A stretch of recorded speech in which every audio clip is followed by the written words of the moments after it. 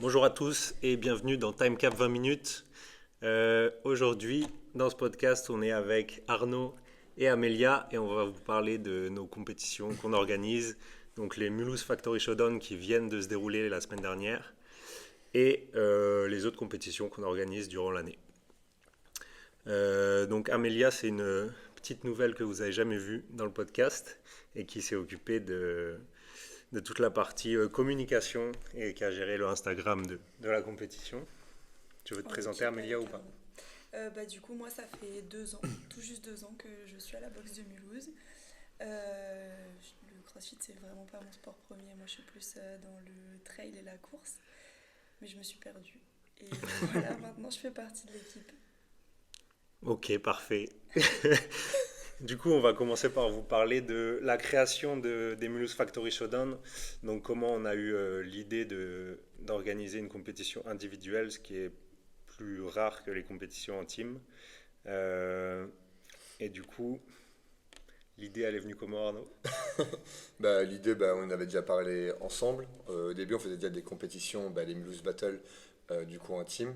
Mais en fait, l'idée, elle est surtout venue par pur plaisir. On a remarqué déjà ensemble qu'il n'y avait plus de compétitions individuelles sans qualification dans la région.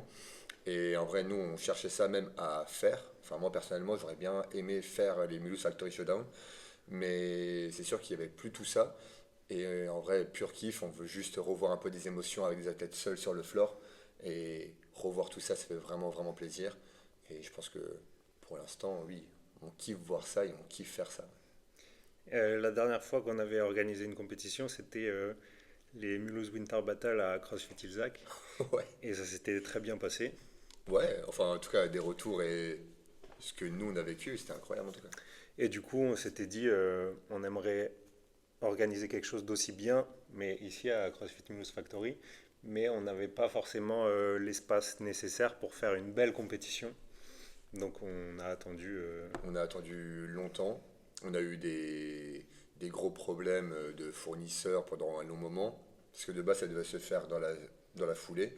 Parce que les Winter, ouais, ça date, c'était quoi? Fin Fin 2022. 2022, ouais.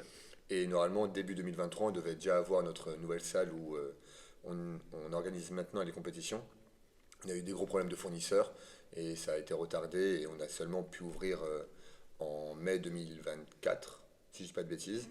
Et enfin, là, nos idées ont popé d'un coup et on s'est dit, putain, enfin, on va Let's pouvoir go. faire ce qu'on voulait faire depuis ces 2 ans et let's go, quoi. Et du coup, la salle que vous voyez pour les Mulhouse Factory Showdown, elle n'était pas là au début. Et on a voulu créer un espace qui est bien pour les cours, qui est cool pour coacher et pour les adhérents, mais aussi un espace qui est dispo pour faire de la compétition et pour que ce soit beau et cool pour les athlètes de faire de la compétition là-bas. Ouais, on voulait aussi, ouais, surtout, de nouveau avoir ce rack mural et vraiment avoir 6 lignes bien dédiées pour justement avoir comment dire, un public vraiment de face, pour avoir vraiment de belles lignes, faire des beaux shuttles, parce qu'on voulait faire des shuttles, des Janssen Walk, les belles lignes. Et même, comme tu as dit, pour les cours, en vrai, c'est incroyable. Même quand on donne les cours maintenant, on est vraiment loin du free access et on peut vraiment être un peu plus isolé sur nos cours. Et en dehors de ça, moi qui ai connu le avant-après, ça rend vraiment. Enfin, ça donne tout de suite un aspect plus convivial et plus lumineux. Avant, c'était quand même plus restreint. Ceux qui étaient en free étaient vraiment coupés du monde. Ouais. Donc, ouais, sur ça aussi, c'est vraiment plus cool. Et on avait déjà organisé une édition des Mulhouse Summer Battle ici, qui n'était pas aussi bien finalement que ce qu'on aurait aimé.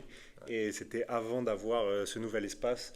Donc c'est pour ça aussi, je pense que ça a joué dans la décision d'attendre, de vraiment être patient avant d'organiser un vrai truc ici. Parce qu'on voulait que ce soit bien et que ce soit vraiment comme on l'imagine, quoi. Ok, du coup, la création de la compétition, elle est venue un peu comme ça. On avait envie de faire une compétition individuelle. Je me souviens au départ, on se disait, on fait quoi? On fait team, on fait un div, on fait team de 3. Et on s'est juste dit, bah nous, on kiffe l'individuel parce que c'est le sport. Quand on regarde les CrossFit Games, on regarde les indives et les teams au final, Ouais, on les à regarde un part peu quand moins. CrossFit Genas il passe Oui. aux Games. Au final, c'est pas ça qui nous fait rêver. Ce qui nous faisait rêver, c'était de regarder les indies au CrossFit Games et on voulait un peu recréer ça, bien sûr, à notre échelle, donc vraiment beaucoup, beaucoup plus petit, mais Vraiment. recréer un petit peu cet engouement et cet aspect du sport sur une compète indiv. Donc c'est comme ça que c'est venu l'idée. Et après, le plus difficile, ça a été de trouver un nom, je pense, à la compétition.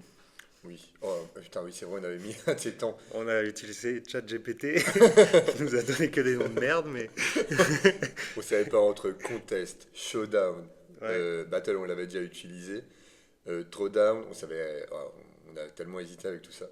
Et au final, les Mulhouse Factory Showdown, je crois que c'était même un nom provisoire.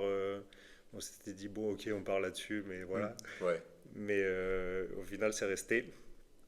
Et voilà, après, on découle le logo et on a commencé à réfléchir à tout ça, comment mettre ça en place. Et voilà, pour la création, je sais pas si tu as des trucs encore à rajouter. Non, en vrai, pour la création, après, nous, on est des personnes là qu'on avait testé, on n'était pas trop sûr vraiment de ce qu'on allait faire. Enfin, on savait ce qu'on allait faire, mais on n'était pas trop sûr du résultat. Donc, l'édition numéro 1, c'est sûr qu'au début, c'était un peu bizarre au lancement, mais c'était incroyable au final.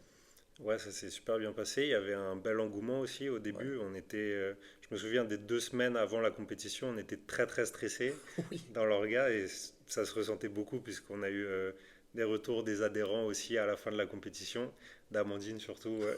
Oui. Le petit discours d'Amandine à la Beaucoup fin de la d'émotions. compète. Donc Amandine, elle nous a fait un discours à la fin de la compétition quand on était à la fin des podiums. Et elle nous a dit qu'on avait l'air stressé ces 2 dernières semaines. Et au final, c'était le premier gros truc qu'on organisait ici. Donc c'est normal, mais je me souviens surtout de ça. Et ouais, voilà, sur la création de la première édition. Après, après cette première édition, du coup, elle s'est super bien passée, je pense. On a eu des bons retours.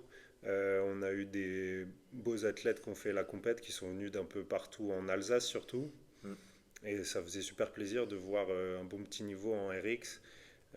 Comme ça fait aussi rêver et ça apporte un peu de spectacle à la compète. Donc vraiment super cool. Ouais, c'est cool d'avoir touché pas seulement le public mulhousien et enfin qu'on connaît déjà. C'est pas qu'on veut pas aller voir la compète du tout, mais c'est sûr que voir vraiment des nouveaux athlètes qui viennent de Strasbourg ou des choses comme ça, vu qu'on fait des compètes du coup à Strasbourg, donc on les connaît aussi. Et c'est cool qu'ils nous ont fait aussi confiance sur les Mulhouse Factor Showdown première édition et qu'ils soient venus nous voir. Et pareil, les retours qu'on a eu d'eux, c'était incroyable. Ouais, je suis d'accord. Moi, j'ai fait du coup la première édition en tant que juge. Et c'était vraiment cool en tout cas d'avoir déjà du vrai niveau sur la première édition. Mm. Et du coup, je pense que ça attire aussi plus sur la deuxième édition que s'il y avait eu personne, quoi. Ouais, bah oui. Et on est aussi super content parce que c'était une petite compétition au final comparée à ce qu'on peut voir en France.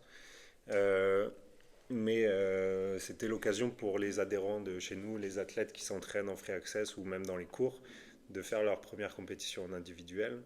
Et on a vu certains de nos amis ou certains des adhérents pouvoir se dépasser sur le floor et c'était super cool comme sensation de voir ça, À la de, maison. ouais, de voir ça à la Ouais. maison et de voir l'ambiance tout autour vu qu'il y avait beaucoup de spectateurs de chez nous. Ça créait une émulation vraiment cool à voir. Donc c'était vraiment une belle réussite. On a bien géré la première édition et ça nous a surmotivé pour relancer ça cette année, hein. Bah ouais, mais oui, c'est sûr qu'on a terminé la première édition, c'était sûr certain qu'il fallait dire qu'elle ait une date pour septembre 2025. C'était obligatoire. Et du coup, Cette deuxième édition. cette deuxième- alors déjà, c'était prévu depuis l'année dernière Ouais, qu'on parte sur cette deuxième édition. Et le premier truc, le premier problème qu'on a eu, c'est le choix de la date. ouais. On s'y est pris un petit peu trop tard. Et c'est pour ça que cette Mm. année, on a déjà fixé la date. Et vous, au moment où le podcast y sort, normalement, vous la connaissez déjà. Mais du coup, ouais, le premier problème, c'était de fixer la date. On voulait le refaire en septembre. Et au final, quand on a voulu fixer les dates en septembre, il y avait quasiment tous les week-ends qui étaient pris par d'autres compétitions. Ouais, mais en fait, souvent les compétitions, ils prévoient vraiment leur date longtemps en avance. Et c'est ce qu'on va faire maintenant après nos compètes et c'est ce qu'on fait tout de suite. Au moins, on cale déjà nos week-ends. Et c'est sûr que c'est mieux pour l'orga. Là, c'était le bordel. Il y avait les Renegades, il y avait les Rapaces, Les les, Tigers, les Tigers, les Ladders. Ladders. Ouais, ouais, il y a beaucoup de compètes là. Et du coup, ça a été une vraie question aussi de trouver une date qui pourrait nous permettre d'avoir beaucoup d'athlètes aussi. Ouais. Et des bénévoles aussi. Aussi, ouais. Parce que ouais, c'est sûr que ça reste toujours compliqué. Et pour l'anecdote, on avait mis la compétition au départ le week-end avant. Et du coup, on a eu un petit message de Valentin de CrossFit Ladar pour nous dire oh les gars, c'est en même temps que la mienne, juste à côté et tout. Du coup, on a décidé de décaler pour pouvoir pour faire en sorte que les deux compétitions aient un maximum de spectateurs, d'athlètes et que ça se passe bien pour les deux. Ouais, c'est sûr. Ouais. Et après, de base, on dit pourquoi le week-end du 20-21 de base? Bah oui. Ouais, en fait, le but du 20-21, enfin, ce qu'on voulait aussi, c'était associer les Mulhouse Factory Showdown avec les Mulhousiennes. Du coup, une course, il y avait un format 5 km et 10 km. Et en vrai, on aurait bien aimé, déjà pour comment La dire, cause. soutenir ouais, la cause et soutenir un peu la cause euh, que soutient les Mulhousiennes. Et ensuite, mettre un 5 km le dimanche matin enfin, dans les Mulhouse Factory Showdown, dans la programmation. Et ça aurait été vraiment, vraiment cool. Au niveau organisation, ça nous aurait aussi relâché un peu le dimanche matin. Mais aussi pour la cause, ça aurait été incroyable. Et pour les athlètes de faire un 5 km sur une course officielle, Parce chronométrée. qu'ils auraient été ravis. Ah ouais, ça aurait été. Ouais, 5 je pense- km, ça va. ouais, ouais, 5 km, ça va. Tout le monde n'aurait pas aimé. Mais en vrai, ça aurait été cool. Et même au niveau organe, ça nous aurait aussi permis de relâcher un peu le dimanche matin, quoi. Mais c'est sûr que si on avait dit 15 km dimanche matin, ça n'aurait pas été possible. Comme le trail urbain de Mulhouse. Ouais. Mais oui, 5 km, ça aurait été faisable. Et c'était une idée qu'on avait depuis un certain temps aussi, de mettre un vrai truc de course dans une compétition comme il y en a dans certaines compètes. Mm. Et un 5 km, c'est vraiment un benchmark en CrossFit, surtout pour le domaine de temps qui est de 20-25 minutes. Donc ça aurait été vraiment cool de faire ça. Et ça reste une distance qui est quand même relativement accessible à tout le monde. Oui. Même si on met un peu plus de temps, ça reste accessible pour Oui. toutes les KT qui étaient présentes ce week-end. C'est pas comme un trail de 15 ou un semi, Ouais, voilà, c'est ça. un semi qui a déjà été fait aussi. Oui, parce qu'on peut dire aussi qu'on avait eu l'idée de s'associer au Trail urbain de Mulhouse, Ouais. mais qu'il y a une seule distance cette année, le 15 km. Et on a tout de suite dit que c'était pas possible de faire un 15 km à des athlètes qui allaient enchaîner 4 ou 5 WOD en plus dans le week-end, et même des athlètes qui ne sont pas entraînés forcément en course à pied. Donc l'idée est restée de côté peut-être pour une prochaine fois. Peut-être pour une prochaine. Donc l'idée des Mulhousiennes est tombée à l'eau vu que ça n'a pas pu se faire ce week-end-là. Ouais. Donc on est resté sur la deuxième date. Ouais, la deuxième date, du coup, c'était un peu entre toutes les dates. C'était la seule qui restait. La seule qui restait, après les ladders et juste avant les rapaces. Et cette date, en vrai, nous convenait bien. Même pour nos bénévoles, tout ça. Et on avait pu avoir quand même du monde, finalement. Elle convenait, mais du coup on a été un petit peu Pris au dépourvu. obligé de prendre cette date. Donc c'est pour ça que cette année on s'y prend un petit peu plus tôt, clairement plus tôt pour fixer la date, et comme ça on est sûr d'avoir Ce week-end. les gens qui savent quand ça va se passer, quoi. Noté dans les agendas directs. Ouais. Du coup pour cette deuxième édition, on a eu plein d'idées, plein de nouvelles idées. Le but c'est de faire évoluer la compétition et de se développer. On a un petit peu d'ambition quand même et on ne cherche pas à rester sur nos acquis. Donc on cherche à se développer un petit peu. C'est pour ça qu'il y a Amélia aussi qui nous a rejoint pour développer la com. Et on peut parler de ça en premier, sur la com. Du coup, j'ai déjà récupéré en fait le compte Insta à partir des derniers Winter. Ouais. Ça m'a permis de me faire un peu la patte pour être au top pour les MFS. Et du coup, j'ai quasiment tout le temps travaillé, surtout en binôme avec Arnaud, qui préparait les contenus. Après, je mettais tout ce qui était story et tout ça. Souvent, Hugo trouvait les idées aussi. Et voilà, on a essayé de développer la com au max, vu que justement, on était sur une date où il y avait beaucoup de choses autour. Il nous fallait des bénévoles, trouver un max d'athlètes aussi. Donc je pense que c'était vraiment un point hyper important, en tout cas pour cette édition. Ce qui a marqué, je pense, surtout pendant l'édition, c'est la quantité de contenu qu'on a pu délivrer tout au long du week-end. Je pense que au final, avant la compétition, il n'y avait pas tellement de, on en a parlé juste avant, pas tellement de hype autour de la compétition parce que nous, on était peut-être occupés sur d'autres trucs et du coup, par rapport à l'année dernière, on trouvait qu'il y avait moins de hype, moins d'entrain par rapport à cette compétition. Et au C'est sûr que final, quand on mettait un post sur Insta, il y avait moins de j'aime, pas des commentaires enfin pas beaucoup de commentaires et tout ça. Donc j'avoue que moi en tout cas je me posais un peu la question de est-ce que ça va être aussi incroyable que l'an dernier? Est-ce qu'il va y avoir autant de hype Mm. des spectateurs envers les athlètes? Est-ce qu'il va y avoir beaucoup de spectateurs?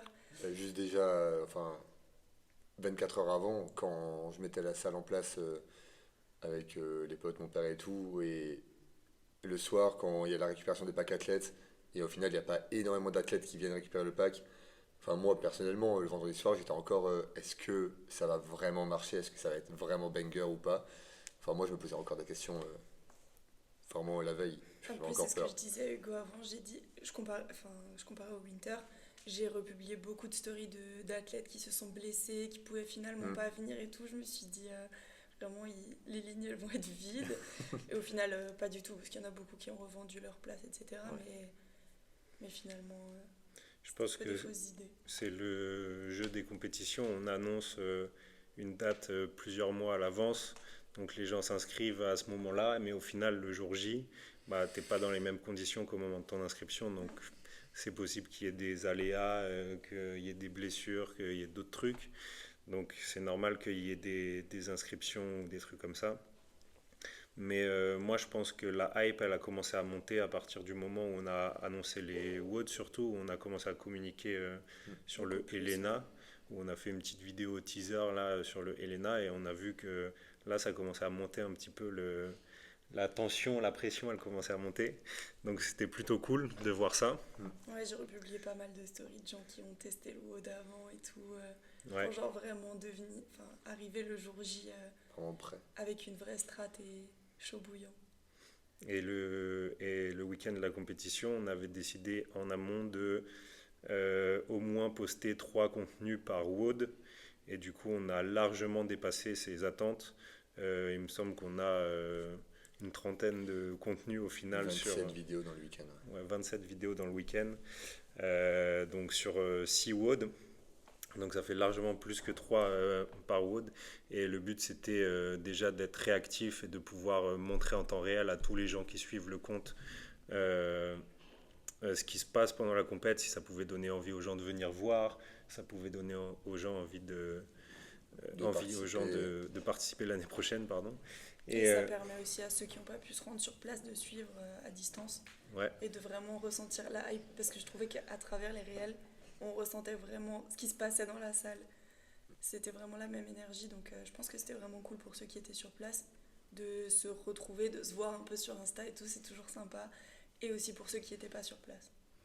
ouais, ouais, c'est vrai. On s'est pris un petit peu pour les Théo Parisi de Mulhouse. Oui. Et, Voilà, Clermont pris un exemple. mais du coup, le truc des interviews, par exemple, c'était un truc qui a super bien marché et ça permettait de saucer les athlètes aussi. Et bah, c'est vrai, c'était cool de pouvoir De fou. partager leur expérience comme ça en direct juste après le WOD. Et je pense que c'était un petit plus qu'on essaiera de refaire l'année prochaine Totalement. parce que ça, c'est ce qui a le mieux marché, je pense. Et ouais, sur la com, on a vraiment essayé de bombarder là-dessus. On s'est dit, fini de vouloir faire des beaux posts. Maintenant, On en voit. on envoie, voilà. On en voit, On mais en ça voit en reste masse. quand même des beaux posts, moi je trouve. Ouais, ça reste Oui, des trucs bien cool. sûr, bien sûr. Totalement. Ben, on cherche quand même un minimum de qualité. On va pas non plus juste faire des vidéos pixelisées, importées en mauvaise qualité. On va pas Et faire. on a eu aussi pas mal de bons retours par rapport aux photos. Il y a plusieurs athlètes qui sont venus me voir pendant le week-end et qui m'ont dit que c'était vraiment cool d'avoir à chaque fois un petit aperçu Mm. du WOD en photo, même si c'est juste 4-5. Ouais, Ouais. sortir un carrousel photo, même Ouais. par WOD, c'est déjà super intéressant aussi pour la com. Ouais, Thomas, il a été très réactif aussi là-dessus, donc c'est super cool.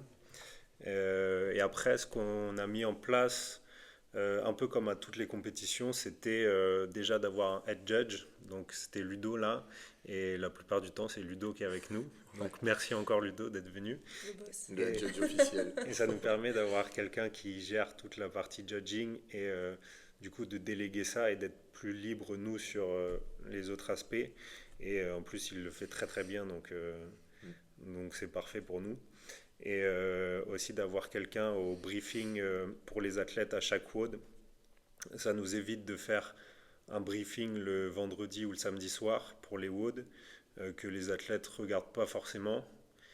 Et, et au final, on a quelqu'un qui brief, qui est là pour répondre aux questions en direct et ça permet d'avoir plus de liens, je pense, avec les athlètes, d'avoir moins de soucis de communication avec les juges et, et ouais, que ce soit beaucoup plus fluide entre le judging et le flow aussi sur le WOD, sur le floor. Donc ça, c'est ce qu'on met en place depuis l'année dernière. Et je pense que c'est un vrai plus d'avoir le brief vraiment juste 5 minutes avant Mais d'aller sur le totalement, ouais. road, comme ça t'as tout chaud dans la tête, plutôt que la veille où t'oublies la moitié, il s'est passé 50 000 trucs entre. Bah, surtout que tu regardes souvent des WOD qui te. Enfin, le livret, pareil, le livret. Déjà, lire le livret, avoir un livret pour tous les standards et les flows, c'est déjà incroyable. Et pareil, sur le livret, tu vas aussi des fois regarder le WOD 4 alors qu'on est que samedi. Donc en fait, tu te focalises sur les standards du WOD 4 et au final, avoir un brief genre 5 minutes avant sur le WOD que tu vas faire, sans oublier les juges qui rappellent encore un peu les standards sur le floor. Et c'est en vrai, ça marche avec brio. Et Ludo nous avait déjà fait un retour en faisant ça, et en fait, il y a beaucoup moins de bordel sur le floor. Et au moins, il y a vraiment les règles qui ont été mises en place, et moins de bordel, moins de no-rep. Et au final, les athlètes peuvent s'amuser aussi un peu plus, quoi. Ouais. Et le petit plus, c'est qu'on essaye de faire des WOD et un événement un petit peu visuel, que les spectateurs voient. Si j'arrive au milieu d'un WOD, je vois qui est premier du WOD, qui est deuxième du WOD. Donc le fait d'avancer le matériel, les dumbbells, les barres au fur et à mesure des tours, par exemple. Et donc il faut que les athlètes ils soient briefés là-dessus, il faut que les juges ils soient briefés là-dessus. Et donc d'avoir du monde qui peut faire ça bien, c'est quand même un plus pour nous. Parce que déjà, de base aussi, enfin, moi, le petit que j'ai dans ma tête, des Mulhouse Factory Showdown, c'est faire un peu comme tout ce qu'il y a dans une grosse compète. Genre, si on parle un peu des affis, genre bouger le matériel sur le floor, ça se fait sur un gros floor de base. Nous, notre floor, il est pas énorme. Les briefings juste avant les compètes, pareil, aux affis, il y a souvent ça. On essaie de se baser aussi des fois sur des choses comme ça. Et en fait, donner l'expérience aux athlètes de être dans une grosse compète, organisation, genre bouger sur le floor et tout. Mais Plus sauf que, accessible. ouais, beaucoup plus accessible, quoi. Ça aussi, c'est aussi un truc qu'on essaie de refaire sur les Factory Showdown. C'est vrai. Euh, du coup, pour le développement de l'édition numéro 2, qu'est-ce qu'on a mis en place encore? Euh, Il y avait la com en plus le jour J, il y a les briefings, il y a les head judge, il y avait pour la buvette, on a une team buvette, une team build, une team juge. La team build était incroyable cette année. La team build du dimanche, il y avait beaucoup de gens et c'était vraiment cool d'avoir tout ça Ouais. parce que le samedi, j'étais un petit peu là pour superviser et aider, on va dire. Et le dimanche, je me suis dit, bon, ce sera comme samedi. Et j'ai vu le premier WOD, ils ont tout géré tout seul. J'étais là, merci les gars, chill. Ouais, Non, au final, vraiment. en fait ça t'enlève un poids, mais direct. Tu te dis, en fait, ils savent le faire et c'est Ouais. incroyable. Ils le font très bien en Mais plus. ils étaient 6 ou 7 dans la team build le dimanche, donc c'était vraiment. C'était incroyable. Ouais. Le samedi, on était un peu moins, on était 3-4 Ouais. peut-être. Donc c'était un peu plus chaud, mais le dimanche, vraiment très très bien. Et au niveau de la buvette aussi, ils ont vraiment géré. On a eu des petits couacs sur la compète, forcément, comme à chaque compète. Et là, à la buvette, il y a eu du coup un désistement d'un de nos restaurateurs. Ouais. Et du coup, on a dû gérer ça pour pouvoir apporter quand même à manger aux athlètes, aux bénévoles et tout. Donc ça s'est géré super rapidement avec l'achat de plein de trucs pour faire des croque-monsieur. Mhm. Et du coup, en une demi-heure, ils avaient réussi à gérer ça et ils avaient fait une centaine de croque-monsieur. Donc Team bénévole, vraiment, team buvette, incroyable. ouais, la team buffet a été très Elle était très folle, chaude sur ce coup-là. à fond. Donc merci à eux. Et voilà pour l'édition 2. Je pense que on a parlé un petit peu du développement, de tout ce qu'on avait dedans. Je sais pas si vous avez des trucs encore. Je pense qu'on a tout abordé. Après, je trouve que aussi le fait d'avoir un speaker vraiment qui a les noms, Ouais. qui donne l'avancée du WOD à voix haute, du coup, ça permet aussi, parce qu'il y a des parents, des frères, des sœurs qui viennent voir et qui connaissent Comprennent rien au rien, ouais. CrossFit. Donc franchement, je trouve ça vraiment cool aussi d'avoir des explications un peu plus claires au micro. Donc ça aussi, je pense que c'est vraiment un plus. Ben, Romain, il s'y donne vraiment à cœur joie Ouais. de faire speaker. Ça fait, ben, il fait presque toutes les éditions. Il y a une année où il a partagé le micro un peu avec le H, avec C'est vrai. Hugo Gérard. Mais là, ouais, Romain, il se donne à cœur joie. Il adore faire ça et il le fait très très bien. Mm. Mais c'est sûr que le pauvre, ça fatigue. Ouais, Il m'a c'est dit que ça fatigue faire le oui. micro. On Ouais, se rend pas compte. c'est pas son taf de base et il le fait super bien. Ah ouais, Oui, c'est sûr que ça fatigue, t'es debout toute la journée, tu dois parler toute la journée, donc Mm. c'est c'est Nelson crevant. Montfort du CrossFit. Mais je pense qu'au final, tout le monde a un peu ressenti cette hype qu'il y avait sur le floor, Hmm. que ce soit les bénévoles, le speaker, à la musique, on a aussi mis le feu. Tous les spectateurs, ils étaient pendant tout le week-end vraiment au max. J'ai plein d'athlètes qui ont dit qui sont revenus vers moi et qui m'ont dit qu'ils se sont sentis vraiment genre hypés, saucés et tout pendant le WOD et que du coup ça donne vraiment un second souffle et même juste visuellement c'est trop cool de voir ça. De fou. Ouais. Et surtout, ouais, du coup, pour les retours sur cette édition, bah, c'est ça qui revient surtout, c'est qu'il y avait une super ambiance, Beaucoup de et bienveillance entre beaucoup de les bienveillance, athlètes. ouais, Ouais. mais Mhm. au niveau de l'ambiance des spectateurs, c'était... il y avait certains WOD où quand deux athlètes étaient au coude à coude, ça criait dans le... C'était incroyable. C'était Ça vraiment hurlait ouf. même. Ouais, c'était vraiment ouf. Et ça, j'ai kiffé. Et c'était vraiment pour ça qu'on l'a fait aussi pour le spectacle. D'avoir des athlètes qui, sur les dernières fentes de la finale, sont à égalité. Et il reste trois fentes avant la ligne d'arrivée. Et il y a tout le monde qui crie autour. Et, enfin, c'est trop cool d'avoir du spectacle comme ça. Et ouais, ce qui revient aussi, c'est la bienveillance Mm. entre les athlètes. Je pense que le fait que ce soit une plus petite compète, c'est sûr que quand tu as une compète où tu as 350, 400, Ouais, c'est 600 sûr. athlètes, bah, il y a moins de ce côté bienveillance familiale. Donc c'est plus facile de l'avoir ici. Mais je pense que c'est ce qui se ressent vraiment. Et c'était vraiment cool d'avoir ce retour parce que nous, on est un peu dans le rush tout le week-end. Donc on n'a pas la sensation de... On n'a pas le temps de se dire, ouais, c'est bienveillant, Oui. puisqu'on court partout, on gère beaucoup de choses. Donc, donc avoir ce retour-là, la bienveillance, que ce soit familial, que ce soit qu'il y ait une ambiance de ouf.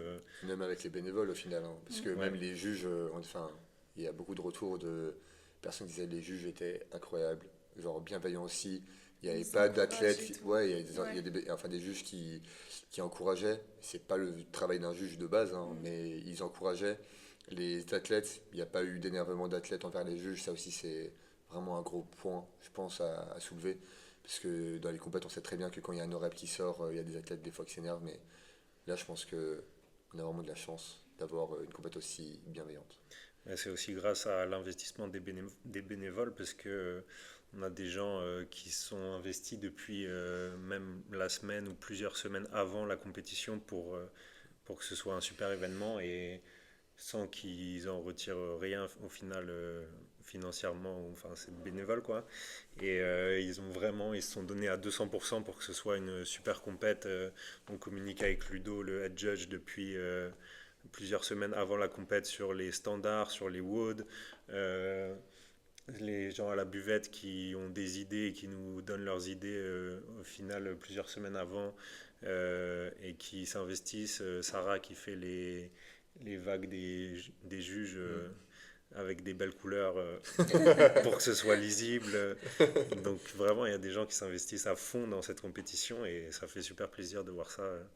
Et ça crée aussi cette ambiance et cette bienveillance autour de tout ça, quoi. Ouais. Je pense que c'est vraiment la clé de tout parce que sans les bénévoles investis, on n'arriverait pas à grand chose, je pense. Parce que c'est bien d'avoir des athlètes, mais sans bénévoles, Oui, ça oui. donne pas grand chose. Sans les deux, on fait rien, mais avec les deux, c'est incroyable. Parce que mais surtout sans les bénévoles, l'organisation, elle tombe Bah, les bénévoles, impressionnante. c'est la base solide de Ah, la totalement, bah compétition. oui, Et bien sûr. si tu as ça qui est dans une bonne ambiance, qui est bah, bienveillant, qui est, enfin oui, bonne ambiance et qui se donne à fond, bah, on sait que le reste, ça va. euh, c'est presque sûr que ça va suivre, quoi. Bien sûr. Et je voulais revenir sur le truc de bienveillance. Vu que moi, je suis pas du CrossFit de base, j'ai trouvé ça vraiment trop cool de voir chacun donner ses tripes pendant le wood.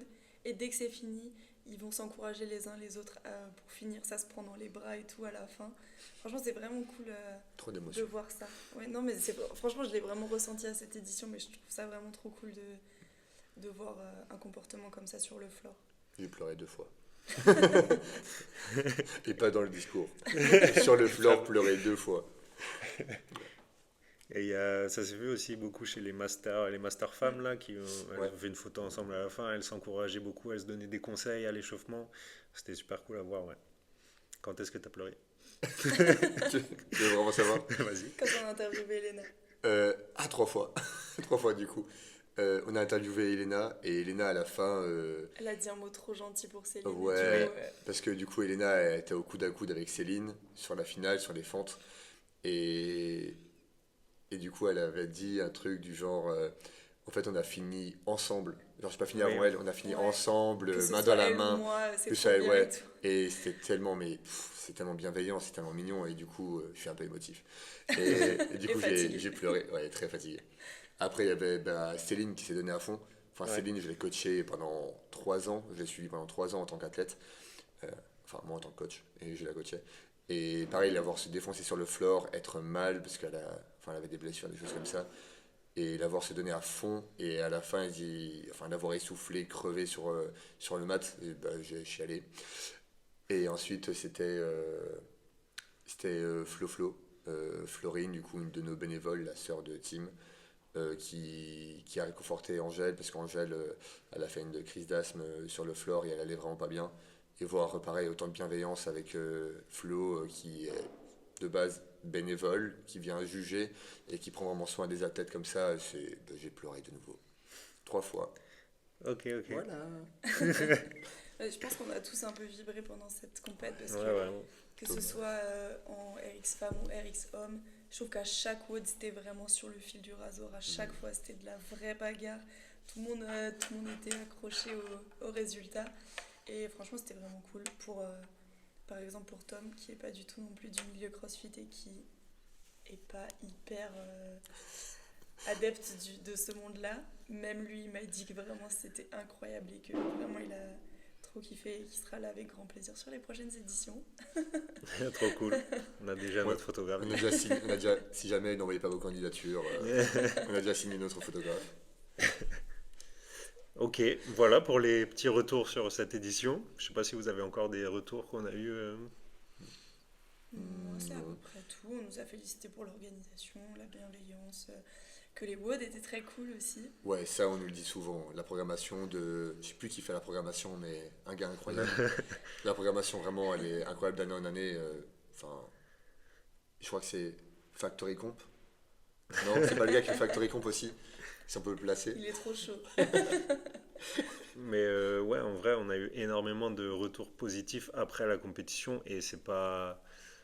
Enfin, on a souvent des retours, mais là, c'était vraiment impressionnant le nombre le de nombre de Le nombre retours, de messages. ouais, qu'on a eu et ça fait vraiment hyper plaisir. Et même si vous avez des retours positifs ou des critiques constructives à faire, nous, on prend avec grand plaisir, on cherche que à s'améliorer.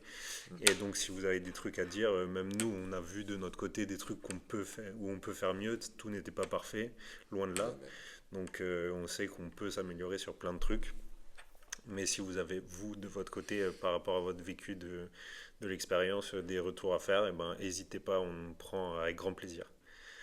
Ok, on va pouvoir passer sur les questions. Donc, j'avais fait une petite story sur Insta, sur le compte. Pour ceux qui ne nous suivent pas, vous pouvez aller suivre. Où j'avais mis une boîte à questions, du coup, pour le podcast. Du coup, la première question, c'est ça se prépare en combien de temps à l'avance une compétition aussi bien organisée que celle-là? Déjà, merci. Ça nous sauce, Merci. ça nous sauce. Non, c'est moi qui ai posé la question. Non, c'est pas vrai. C'est pas vrai. Ça a été drôle. Ouais. On se fait des autres questions. Bah, du coup, ça se prépare. En vrai, on a commencé à préparer ça le lendemain de MFS de l'année dernière, des Mulhouse Factory Showdown de l'année dernière. On a commencé. Organisée officiellement ou officieusement? Ouais. Bah, en vrai, tous, même les trucs officiels, ils se préparent parce que tu as toutes les idées avant et tout. Et je pense que les idées, quand tu fais la compète, tu es à fond dedans et tu penses qu'à ça. Dès que c'est fini, et ben, t'as la pression bien sûr qui redescend et tout, mais t'as déjà des trucs qui arrivent dans ta tête. Comme dit, on a noté les trucs qui allaient pas bien et qu'on aimerait faire mieux l'année prochaine. Et du coup, ça commence maintenant pour l'année prochaine, quoi. Oui, c'est ça. En fait, les idées, elles viennent toute l'année. Hugo, des fois en janvier, du coup, d'un coup, on se parle, on se dit, oh, pour la prochaine édition DMFS, il faut absolument faire ça, on le note. Et en fait, ça dure vraiment très longtemps. Et après, Après, ouais, vas-y. vraiment organisé. Je pense qu'on a fait notre première réunion C'est 3 mois mi-juillet. avant, ouais. Non, on avait déjà commencé en juin, non? Je pense qu'à partir du moment où on a annoncé la date ou un petit peu avant, Hmm. on a vraiment commencé à s'y mettre. Et ensuite, on a fait une réunion, ouais, c'était mi-juillet, Mi-juillet. Ouais. où on a mis en place la stratégie de contenu. On a dit ce qu'on aimerait faire. Je vous ai partagé les WOD que je voulais faire et que je voulais tester. Oui, c'était mi-juillet. Donc, ouais, mi-juillet, c'est officiellement, on s'est réunis pour faire ça correctement, bien. Mais oui, ça fait un an que on a des idées qui arrivent tous les mois, toutes les 2 semaines. On a des idées, on en parle et On dort mal. on les note. J'ai une note sur mon téléphone qui s'appelle Mulhouse Factory Showdown et qui est remplie de plein d'idées. Il y a déjà des idées pour l'année prochaine ou pour les éditions prochaines. Donc ça commence ouais, un an à l'avance, quoi. Hmm. Ouais. Après, concrètement, oui, 2, 3 mois avant, on commence à se faire plus des réunions pour que ce soit un peu plus concret. On commence un peu plus à forcer la com. Et pareil, après, pour voir le design des t-shirts, Ouais. qui sont incroyables. Design des t-shirts, design des pancartes, enfin tout ça, ça se prend après 2 mois à l'avance pour commencer à être vraiment. On sait qu'il y aura toujours des couacs, on en a encore eu cette année, mais on essaie de vraiment s'y prendre le plus possible à l'avance, quoi. Dès qu'on a terminé en fait les inscriptions, qu'on a les tailles de t-shirts, qu'on a du coup les noms, on peut déjà commencer à prospecter et à déjà gérer tout ça. Et je pense que bah, déjà l'appel aux bénévoles aussi il se fait assez tôt. Oui, c'est Ouais. ça. Et Dès l'annonce de. Du coup, on a annoncé la date et direct dans la foulée, on a commencé à faire des appels aux bénévoles parce que on sait que c'est assez compliqué de trouver des gens qui sont disponibles. Bah, directement après les Summers aussi, là c'est un peu ce qu'on va essayer de faire aussi pour nos Winter Battle. Ouais. On essaie de rester dans l'engouement et. En fait, le truc, c'est que les gens arrivent pas trop à se dire aussi, je peux venir juste pour 1 heure en fait. Oui. alors Du coup, ils qu'ils se peuvent, disent, ouais. oui, voilà, c'est ça. Alors qu'ils peuvent, et en fait, du coup, je pense que ça limite un peu Hmm. le champ des possibles. Si vous êtes bénévole, vous voulez être bénévole avec nous, même 30 minutes C'est vraiment possible. de passer avec nous, c'est déjà incroyable, vous allez voir, mais c'est vraiment possible. On vous demande pas non plus tout votre temps, mais des fois, juste pour la team build, au final, quand on passe du WOD 2 au WOD 3 et on doit changer le floor, ça dure 10 minutes. Et vous êtes en tant que spectateur, vous voulez nous aider, vous venez nous voir avec grand plaisir. On vous offrira du coup une bière à la fin, il n'y a aucun souci. Ou à boire, un café, n'importe. Mais vraiment, vous nous aidez, c'est un grand plaisir. Même 10 minutes, ça nous suffit, quoi. Et en plus, nos bénévoles, ils ont des super beaux t-shirts aussi, C'est vrai. offerts. Mais ouais, enfin, il y a des bénévoles qui restent tout le week-end et merci à eux, c'est vraiment super cool de nous offrir votre week-end comme ça c'est grâce à vous qu'on peut créer un événement aussi cool. Mais il y a des gens qui peuvent pas et c'est tout à fait compréhensible, mais si vous venez même juste 30 minutes, 1 heure, une demi-journée, bah, ça nous aide énormément donc c'est super cool. Et après, je pense que on crée aussi tout ce qui se passe autour de la compétition en fonction du nombre de bénévoles qu'on a et de leur implication parce que si au final on n'a que 10 bénévoles sur la compète, bah, peut-être que la buvette elle va en pâtir, peut-être que il n'y aura pas de briefing avant le WOD, alors que si on a 50 bénévoles, on peut faire plus de choses et plus de choses qualitatives. Par exemple, la buvette, là on a pu faire des croque-monsieur grâce aux personnes en plus qu'on avait, donc c'est vraiment cool, quoi. Du coup, en deuxième question, on avait comment créer des woods bien équilibrés et non répétitifs. Ça, Hugo, à c'est toi la pour toi. parole. Ça, c'est pour toi. Bah, je pense qu'on pourrait faire un podcast de 3 heures juste là-dessus. Mais là, l'objectif premier dans une compétition, c'est de tester les athlètes. Donc, il faut que ce soit complet. Donc, il faut que tu aies les bases du CrossFit. Déjà, il faut que tu aies du squat. Il faut que tu aies du hinge, la flexion de hanche, là, comme un deadlift par exemple. faut que tu aies de la gym suspendue, faut que tu aies du cardio. Donc il y a tout ça déjà à avoir en tête. Et ensuite, C'est aussi branché sur les hypes du moment avec le run. oui, je pense que chaque année, il y a un mood différent dans le monde, dans le sport, dans la mode, dans le monde du CrossFit même. Et forcément, ce mood, il va influencer la programmation. Par exemple, cette année, dans toutes les semi-finales qu'il y a eu, il y avait le Heavy Isabelle, donc 30 snatch à 100 kg pour les hommes, 70 pour les femmes. Pour se qualifier au CrossFit Games, c'était une des épreuves à faire. Et je pense que ça crée aussi le mood général de l'année sur la programmation parce que si tu mets ça, bah, ça veut dire que tu n'auras pas de 1 RM snatch dans la compétition. Et du coup, là, par exemple, cette année, ça a découlé sur le mood, c'était on va pas faire comme l'année dernière où il y avait un 1 RM snatch. Le WOD plutôt force, c'était 45 calico bike pour les hommes, 36 pour les femmes, et 9 squat clean à 100 pour les hommes et 60 pour les femmes. Donc c'était pas un RM, c'était un WOD, un vrai WOD quoi, mais avec des charges lourdes. Et donc tu as un mood sur l'année qui va se retranscrire un petit peu sur beaucoup de compétitions en tout cas.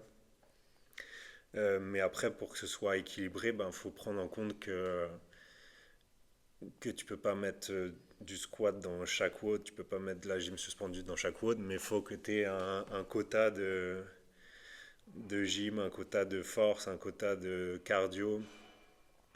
Et, euh, et après, il faut équilibrer ça sur les formats des WOD avec des WOD avec mono-éléments, par exemple, que un RM snatch, des WOD des couplés, des triplés, des chippers. Et il faut essayer d'équilibrer ça. Et c'est un travail qui prend plusieurs semaines ou plusieurs mois parce qu'il y a plein d'idées qui arrivent. Et après, il faut les mettre en place ensemble, quoi. Et je pense que le premier truc que j'ai voulu mettre en place sur cette compétition, c'était le WOD Elena. Et je pense que tout le reste de la compétition, il a tourné autour de ça. C'était un peu le main event de la compète, le Elena. On l'a annoncé en avance pour hyper les gens. Et, euh, et le but, c'était de dire, regardez, ils l'ont fait au CrossFit Games en 2023, vous allez le faire vous aussi maintenant. Et le reste des WOD, il a un peu découlé de ça, il a tourné autour de ça. Donc je voulais qu'il soit en premier pour que les gens ils arrivent frais et qu'ils se disent ouais, j'ai trop envie de le faire, enfin, j'y vais à fond quoi. Et après tout le reste a un peu découlé de ce WOD là quoi. Euh, et après pour les WOD en compétition, je pense que faut que ça teste les athlètes, mais il faut aussi que ce soit du spectacle. Donc tu peux pas juste dire bah, pour tester des athlètes, tu peux mettre un 5 mm rameur, euh, 50 pull-up et un RM back squat, mais au final, est-ce que ce sera spectaculaire pour, les, pour l'ensemble de la compète? Et là, je pense que c'était plutôt réussi cette année sur le spectacle, parce qu'il y avait les spectateurs, ils étaient à fond. On voyait les barres qui avançaient à chaque tour, les dumbbells qui avançaient à chaque tour, les sandbags qui avançaient. Euh, et même, par exemple, pour le WOD 4, où il y avait un émum de rameur, snatch et burpees, et à la fin, four time avec les mêmes mouvements, moi j'avais peur que ce soit pas spectaculaire, mais au final, on voyait les gens au burpees qui rattrapaient leurs concurrents, et C'était vraiment fou. Ouais. ouais, et c'était un des WOD où il y avait où j'ai vu quelqu'un pleurer derrière la barrière en tant que spectateur, tellement c'était ouf On dirait pas qui. ouais, les remontadas qu'on voyait sur les burpees. Donc j'avais peur qu'au niveau spectacle, celui-là, il soit un peu moins bien. Mais à la fin, c'est celui qui a lâché les plus grosses émotions dans le public. Et c'était vraiment super cool à voir. Même en finale, la finale Elena-Céline, là, sur les derniers sandbag lunge, donc ils avaient tout le WOD à faire. Et le WOD, il finissait avec 5 mètres de sandbag lunge pour revenir sur le mat de départ. Et Elena et Céline finissent leur HSPU juste avant en même temps et prennent le sandbag quasiment en même temps et t'as tout le public qui explose derrière et ça c'était vraiment incroyable. Donc Pour l'objectif... Eric, c'était pareil aussi avec Eric, Thomas avec et Pierre. Thomas et Pierre aussi. Oui c'est C'était vrai. la Ouais. même chose. Ouais. Ouais. Et Johan qui a rattrapé sur les HSPU aussi. Ouais. Donc c'était... le but c'est de tester les athlètes avec quelque chose de complet mais faut pas se rester que là-dessus, il faut que ce soit spectaculaire pour que les spectateurs ils vivent un truc vraiment stylé aussi.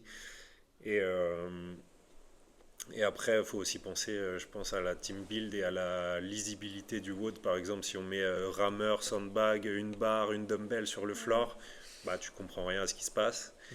Et les spectateurs, ils comprennent rien. La team build, elle va galérer à tout mettre en place à chaque fois. Et donc là, il y avait deux éléments grand max. C'était un ergo, une barre par exemple, maximum sur le floor. Et le but, c'était que ce soit lisible pour tout le monde, pour les athlètes, pour les spectateurs, pour la team build. Et plus c'est lisible, et plus c'est spectaculaire, je pense. Donc, il faut penser à tout ça quand tu prépares une compétition, quoi. Ok, on passe à la prochaine. Vas-y. Que diriez-vous d'organiser un trail dans la prochaine compétition?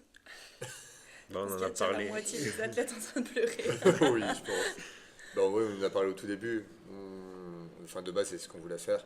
De base, le trail urbain de Mulhouse avait trois distances, un 8, un 14 et un 23. Et on s'était dit, ça pourrait vraiment être cool d'être partenaire avec eux aussi et de faire le 8 km en trail. Malheureusement, ils ont fait qu'une seule distance cette année. Mais enfin, de toute façon, vous ne pas me poser la question à moi, je vais dire oui tout de suite. Donc, et j'y participe aussi. Je crois qu'il y a que Hugo qui pourrait éventuellement dire non. Bah, je pense que en vrai, nous, bah, on voulait de base faire un 5 km ou le trail urbain et ensemble, on s'était dit, ok, ce serait trop cool. Mais je pense que bah, pour avoir fait un trail dans une compétition de CrossFit, c'était aux Aetos Battle où il y avait un trail de 8 km le vendredi soir. Le lendemain et tout le week-end, tu le sens quand même. Il y avait quand même un gros dénivelé et ouais, t'as des belles courbatures, t'es bien entamé. Mais je pense que si on veut faire ça, ce serait cool qu'on y arrive un jour. Mais ce serait une distance. Je pense qu'un 5 km c'est bien. Au-delà, ça commence à être un peu beaucoup pour des Je gens pense que 8 c'est limite pour ouais, des gens qui n'ont pas l'habitude de le faire, c'est qui n'ont sûr. pas l'habitude, qui sont pas entraînés et qui s'enchaînent 4 ou 5 WOD ensuite dans le week-end. Bon, Euh, après, le 8 km du trail urbain de Mulhouse, je pense pas que tu as le même Oui, dénivelé qu'aux Aetos. oui. oui, Parce que le Aussi. 15, il a 232 D+. Donc en vrai, Ouais. là sur 8 Ça km, doit vous être avez eu, je 100. crois, 250 ou 300 D+. ouais. Je crois que c'était 400 même, non? Non, c'était 400. Oh, C'était peut-être. beaucoup, hein. Je Je sais crois que pas c'était du tout. beaucoup. J'y connais rien en dénivelé. Mais en tout cas, oui, faudrait, si on fait ça, il faudrait prévenir longtemps à l'avance Pour qu'ils en les s'entraînent. athlètes qu'ils aient l'occasion de s'entraîner dessus. Se Et il désinscrire. faudrait que ce soit. Ou se désinscrire, ou ne pas s'inscrire. Il faudrait que ce soit une distance largement gérable pour tout le monde, quoi. Ok, prochaine question. Toastouring et Sandbag, notre marque de fabrique. Ça, c'est Romain qui a posé la question. Bah, en vrai, nous, on a des sandbags déjà. Oui. Et donc, c'est plutôt cool de pouvoir les utiliser aux compétitions. J'en parlais avec le gagnant de cette édition, Thomas. Et il m'a dit c'est vraiment cool parce qu'on voit pas souvent du sandbag en compétition. Et c'est vrai, tout le monde n'a pas forcément de sandbag.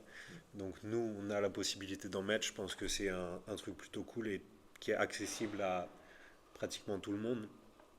Donc, je pense que comme on a l'occasion d'en mettre, autant en profiter, hein. Et après, pour ce qui est des toastorings, Ouais, on a les anneaux. on a des anneaux. Mais c'est surtout, je pense qu'on n'a pas vraiment envie de voir des knee raises Oui. dans la C'est plus compétition. sympa, visuellement, c'est plus sympa. Visuellement, c'est Ouais, plus oui. cool, c'est beaucoup plus accessible que des toast to bar. Donc pour les scales, c'est beaucoup plus cool. Et des knee raises, c'est pas très visuellement, c'est pas très cool. Au niveau du test, au final, si je mets 20 toast to bar, 20 knee raises, les 20 knee raises, ils sont torchés Oui. en 30 secondes, même pas. Au niveau d'un test, c'est pas super cool, alors que des toast to ring, c'est vraiment challengeant pour le grip, pour les abdos. Donc pour les scales et même parfois pour les RX, c'est vraiment cool d'avoir ça, quoi. Et en plus, on a de la chance d'avoir vraiment en plein centre du floor, face au public. Ouais, C'est pas dans un rack comme dans beaucoup de compétitions ou quoi. Donc pareil, ça c'est. Enfin, visuellement, pour les spectateurs aussi, ça fait du bien aussi de les avoir. ouais. Question suivante. Comment aborder les compètes en tant qu'athlète et organisateur? D'abord en tant qu'athlète. D'abord en tant qu'athlète. Bah, en tant qu'athlète, je pense il faut voir ça comme une étape et comme un événement dans ta vie ou dans ta carrière sportive et c'est pas une finalité. Parce que si tu vois ça comme une finalité et qu'après il n'y a plus rien, et ben forcément tu vas te mettre une pression monstre. Tu vas te dire c'est la mentalité tout ou rien. Ça veut dire que soit je réussis cette compète, soit je la rate et tout est gâché, tout est fini quoi. Et c'est pas le cas, c'est juste une étape dans ta vie et ça te permet d'évoluer. Donc à chaque compète, que tu gagnes ou que tu perdes, tu vas apprendre des trucs et qui va te permettre d'avancer pour la prochaine compétition ou pour une prochaine étape dans ta vie. Donc faut pas voir ça comme la finalité, la compétition. Faut voir ça comme une étape. Et après, au niveau du mindset, bah faut pas. En fait, il y avait beaucoup de gens pour qui c'était la première compétition individuelle ou une des premières. Et il faut pas essayer de chercher à. Si tu te concentres que sur le résultat, genre oh j'ai fait huitième, oh j'ai fait troisième, ou j'aimerais être premier, ou des trucs comme ça, ça peut difficilement marcher. Il faut que tu te concentres sur ce que toi tu es capable de mettre en place, contrôler toi ton attitude, toi ton WOD, et chercher à contrôler le résultat, parce que le résultat tu ne le contrôles pas. Il y a des gens autour de toi qui seront meilleurs que toi sur certaines parties, moins bons que toi sur d'autres parties, et ça tu peux pas le contrôler. Donc il faut mettre tout en place, tout ce que toi tu peux mettre en place, il faut le mettre en place, c'est-à-dire ta nuit avant la compétition, essayer de bien dormir, mettre en place une routine pour bien dormir. La semaine avant déjà. La semaine avant, préparer ta nutrition la semaine avant et pendant la compétition. Gérer ton entraînement, voir avec ton coach comment gérer l'entraînement avant la compétition.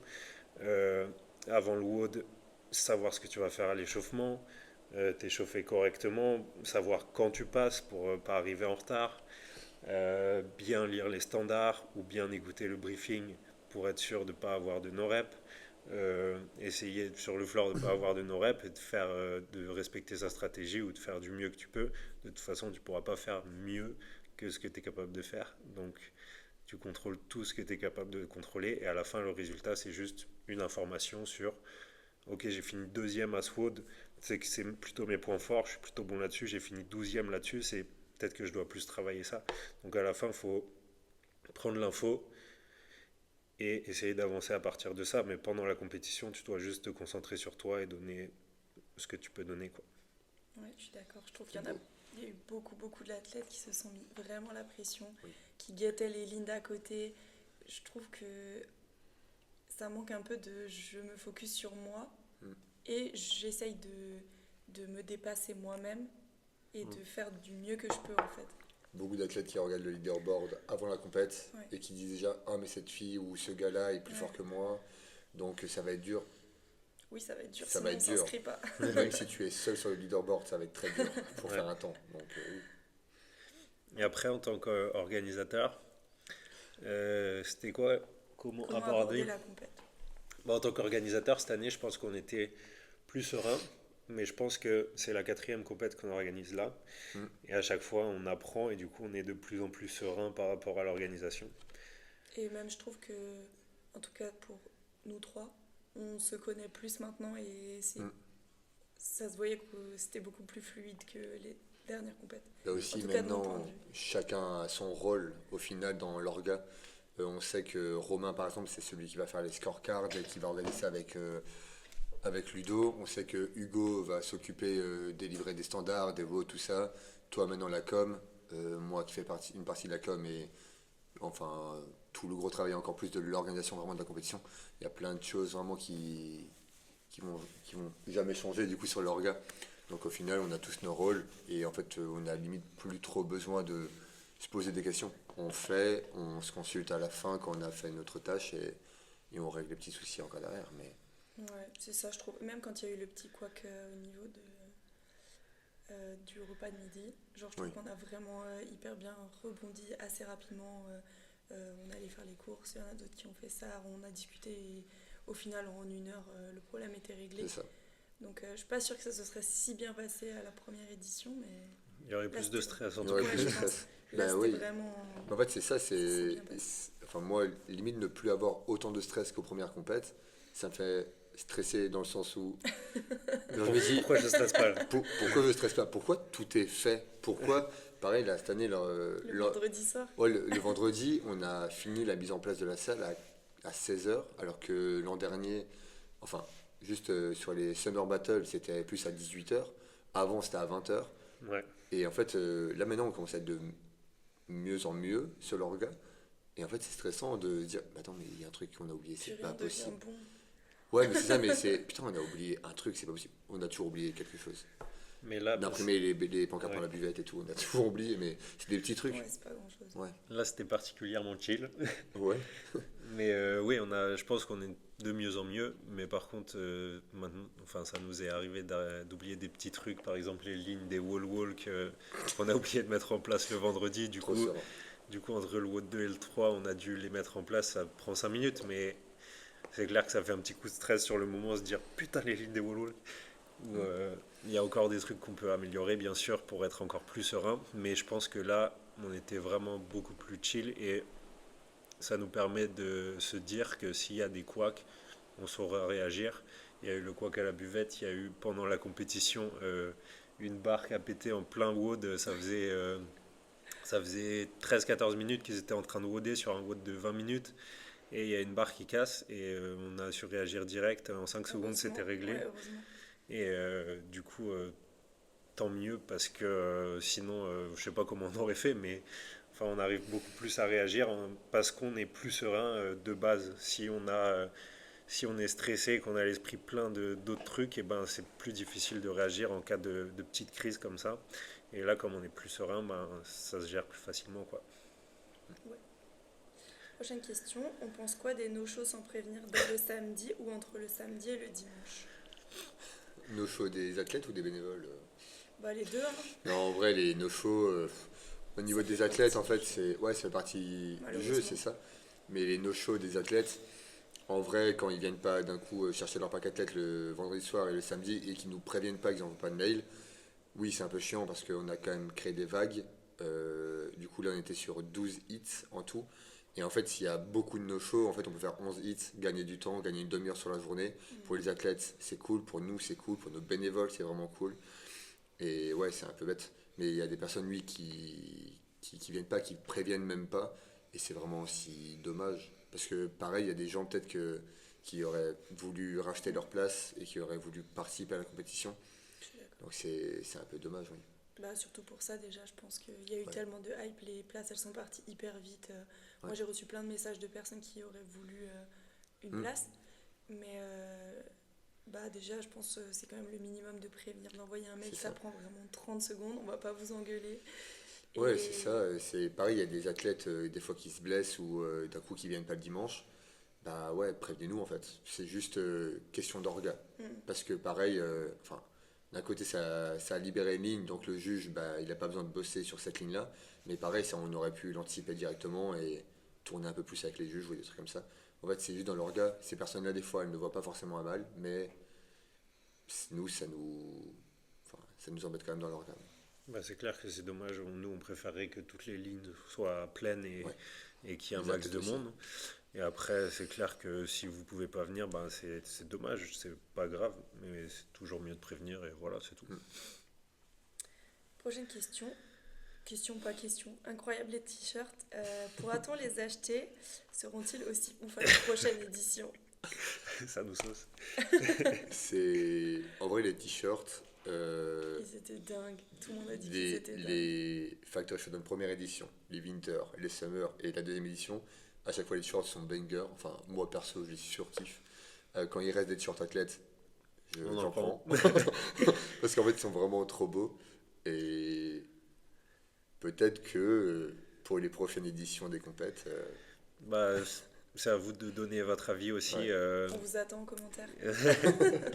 Parce que nous, on a toujours envie de créer des choses un peu nouvelles et un peu cool. À chaque fois, on essaye de faire des beaux trucs, pas seulement pour la compète, les WOD, et faire une compète normale. Juste, voilà, on essaye de faire que chaque partie de la compète soit une expérience cool. Du coup, les t-shirts, on n'a pas juste envie de faire un t-shirt avec le logo de la compète, marqué athlète derrière, et voilà, fini. On a envie de faire un truc cool pour les athlètes, pour les bénévoles. Et du coup, pour tout, on essaye de mettre en place des trucs jolis, beaux à voir, spectaculaires. Donc voilà, après, on s'est dit que oui, si ça pouvait intéresser des spectateurs, de faire un petit merch, de faire une petite boutique à la compétition avec des t-shirts ou peut-être des pulls ou des trucs comme ça. Bah, vous pourrez nous dire si ça vous intéresse. Et voilà, mais en vrai, ce serait cool de pouvoir faire ça, ouais. Question suivante, comment faites-vous pour générer autant de bienveillance? Waouh, ça nous sauce vraiment. C'est toi qui as posé la question aussi? Ouais. Non, mais en vrai, je pense que c'est l'implication de tout le monde. Déjà, on est une boxe assez familiale de base. Mm. Et après, c'est l'implication de tous les bénévoles qui se donnent à fond. Et on essaye d'être là pour tout le monde. On essaye d'être, genre, d'aller voir les juges sur le floor pour leur demander s'ils ont besoin de quelque chose, s'ils ont soif, s'ils ont faim. Euh, S'il y a besoin de changer, qu'ils n'hésitent pas. Enfin, on essaye de. Le but, c'est que ce soit une belle expérience pour les athlètes, bien sûr, mais aussi pour les spectateurs et pour les bénévoles surtout, parce que le but, c'est qu'ils reviennent et qu'ils kiffent leur week-end. Si tu les traites comme de la merde, bah, ils ne voudront pas revenir, ce sera un week-end pourri, mais nous, on veut que ce soit un putain de week-end pour tout le monde. Donc, t'essayes de faire en sorte que ce soit le cas et de saucer tout le monde pendant le week-end, quoi. Et aussi le fait que on avance en expérience sur l'orga, moins on est stressé nous, moins on stresse les bénévoles, moins les juges sont, les athlètes seront stressés aussi derrière. Et la bienveillance, elle tourne aussi là-dessus. En vrai, mieux on organise, plus c'est clair pour tout le monde, plus on est juste avec le sourire. Parce qu'il a plu quand même le samedi matin, mais au final, on avait toujours le sourire. Ouais. Et en vrai, non, c'est comme ça que ça se passe. Et on Et a la... même le vas-y. fait que les juges encouragent vraiment. Il y a vraiment beaucoup de juges qui encouragent les athlètes et tout. Je pense que ça a créé un petit lien déjà entre les athlètes et l'équipe d'orga. Et le fait qu'il y ait aussi beaucoup d'athlètes de Factory. Je pense que du coup, ça a généré beaucoup d'encouragement. Et ça a un peu embarqué tout le monde avec, en fait. Je trouve que tout le monde encourageait les uns les autres, même s'ils ne se connaissaient pas. Quand on voyait qu'il y était un plus derrière, et ben les gens l'encourageaient aussi et tout. Donc encore une fois, c'était vraiment, vraiment sympa à voir. On a la chance aussi d'avoir justement cette ambiance à la boxe et d'avoir tous ces gens impliqués et tous ces gens qui ont cet état d'esprit de bienveillance et de vouloir bien faire. On a aussi la chance d'avoir ça. C'est pas juste parce que nous, on essaye de mettre tout en place pour eux, mais on a la chance que eux, ce soit leur état d'esprit aussi, quoi. Et voilà, on a fait le tour des questions. Parfait. Waouh. Et du coup, pour prochaine partie, on va vous parler un petit peu des futures compétitions qu'on va organiser ici. Donc ça commence avec les Mulhouse Winter Battle en janvier. Les 24 et 25 janvier. Vous aurez déjà la date normalement, mais Oui, on la on répète. on la répète au cas où. Préparez votre week-end. Donc, Et là, l'orga ouais. est déjà parti en vrai pour les Winter. Pareil. Ceux qui posaient la question pour les orgas, on est déjà dessus. Et là, la différence avec les Mulhouse Factory Showdown, c'est que les Mulhouse Battle, c'est une compétition en team de deux et c'est un peu plus accessible, un peu plus fun, on va dire. Euh, C'est qu'à la fin de la première journée qu'on sait les catégories. Ça, on va. Ici. Peut-être changer. Ah, ok, attends. Non, c'est pas grave, mais Ouais, c'est pas avant, grave. les éditions précédentes, c'était la première journée, tout le monde, il y a une seule catégorie, et à la fin de la première journée, on répartit en RX ou en scale en fonction du classement. Donc on faisait ça les années précédentes, et cette année, on s'est posé la question, bah, vous pouvez aussi nous dire ce que vous pensez, mais niveau organisation, création des WOD, c'est compliqué, création des vagues. euh, parce qu'il faut changer les vagues le samedi soir. C'est plus compliqué niveau organisation et du coup on s'était dit cette année qu'on voulait partir sur une compétition un peu plus classique sur le format avec RX et Scale dès le départ. Donc à voir, on réfléchit encore, à voir votre retour aussi, on va en discuter entre nous. Mais, mais peut-être du coup changer le format cette année, ouais. On innove. On continue d'innover. On innove. Ouais, c'est surtout pour l'orga, pour que ce soit plus Oui, clair c'est plus et simple. mieux c'est organisé, moins il y a de quoi que. Mais ce sera. Et aussi pour question des WOD. Le but, c'est que tout le monde kiffe sa compète et au final, faire quelque chose d'équilibré pour que les scale réussissent leur WOD et prennent du plaisir et que les RX fassent un WOD où ils s'ennuient pas, on va dire, et prennent du plaisir. Faut essayer de mixer tout ça la première journée et c'est plus difficile, c'est challengeant, ce qui est plutôt cool, mais voir si c'est possible d'avoir un truc encore mieux pour que tout le monde kiffe sa compète en départageant dès le début RX et Scale.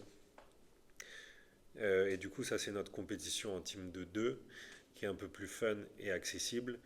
Mais on va dire que le plus gros événement de notre année, ça reste les Mulhouse Factory Showdown, où, comme on a dit au départ, le fait de faire de l'indiv, c'est ça qui nous fait kiffer et qui nous fait rêver. Et du coup, c'est ça qu'on a mis en place en premier ici, avant de reprendre les Mulhouse Battle, quoi. Et après, il y aura aussi les Summer Battle, du coup. Oui, les Mulhouse Summer Battle, c'est la continuité des Mulhouse Winter Battle. Il y a 2 éditions par an. Et voilà, ce sera le même format normalement. Donc on réfléchit encore si ce sera classement directement RX et Scale ou si ce sera départagé à la fin de la première journée. On verra ça au Winter Battle. Et voilà, vous aurez sûrement pas de course à pied au Winter Battle. Non, Victor, non, C'est je tout pense ce que pas. je peux dire. Et si jamais sur le compte Insta, il y aura très rapidement des stories pour les bénévoles. Donc si vous avez un moment dans le week-end du 24-25 janvier, même juste une demi-heure, vous pouvez vous inscrire. Le lien est en bio. Faut que je fasse le formulaire du coup. Je crois qu'on a fait le tour, hein. Ouais. On est bon. Parfait. Merci. Si vous avez encore des questions, peut-être que vous pouvez les mettre en commentaire. Si jamais on n'y a pas répondu. Ouais. Si vous nous écoutez, merci beaucoup. Si vous avez écouté jusque-là, merci. Nous avons beaucoup. Et du coup, on se retrouve soit à la boxe, soit pour une prochaine édition des Mulhouse Battle ou des Mulhouse Factory Showdown. Ou un prochain épisode de Time Cap 20 minutes. C'est vrai. C'est vrai. Et merci encore d'avoir écouté. Et c'est ciao. Ciao.